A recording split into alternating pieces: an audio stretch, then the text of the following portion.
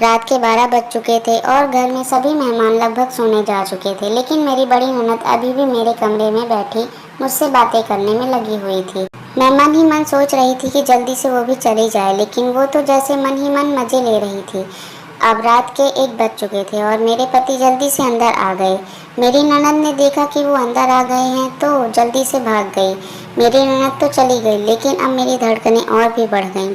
मैं भी जल्दी से उठी और पूजा का थाल उठाया और उनके माथे पर तिलक लगाते हुए दीपक जलाकर पतिदेव का स्वागत किया, फिर मुंह मीठा कराया। पतिदेव अंदर से खुश भी हो रहे थे और जल्दी जल्दी पूजा पाठ बंद करने का इशारा भी कर रहे थे। मैंने जल्द ही पूजा का थाल रख दिया। जैसे ही मैंने थाल रखा, मेरे पति ने मेरे हाथ पकड़े और उन्हें चूमने लगे। मैं और ज़्यादा घबराने लगी। फिर मैंने कहा, इतनी भी जल्दी क्या है? आज हमारी शादी की पहली रात है, कुछ बातें कर लेते हैं।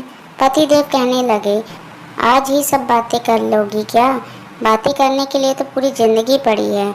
वैसे भी रात के 2 बज चुके हैं और मैं बहुत थका हुआ हूँ। प्लीज़ जल्दी आओ ना। मैंने शर्माते हुए सिर नीचे कर लिया। उन्होंने मेरा इशारा देखते हुए मुझे बाहों में जकड़ लिया, मुझे उठाया और फिर बिस्तर पर लिटा दिया। मैं घबरा रही थी, तभी उन्होंने मेरा घूंघट हटाया। मैंने घबराहट से उनका हाथ हटा दिया। उन्होंने पूछा, क्या हुआ? मैंने कहा, मुझे बहुत घबराहट सी हो रही है, मेरा सर भी दर्द हो रहा है। तब मेरे पति ने कहा, कोई बात नहीं, ये सब करने के लिए और भी दिन हैं। हम तुम एक हो गए हैं, बस यही असली मिलन है। मैं तुम्हारे सर में बाम लगा देता हूँ और तुम सो जाओ। उन्होंने लाइट बंद की और मैं सो गई।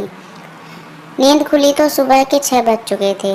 मैंने रात की सभी बातों को याद किया और इतने अच्छे पति देव मिलने के लिए भगवान को धन्यवाद किया।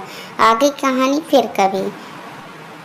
दोस्तों, अगर कहानी पसंद आई हो तो कहानी को लाइक करें और चैनल को सब्सक्राइब करें। Thank you.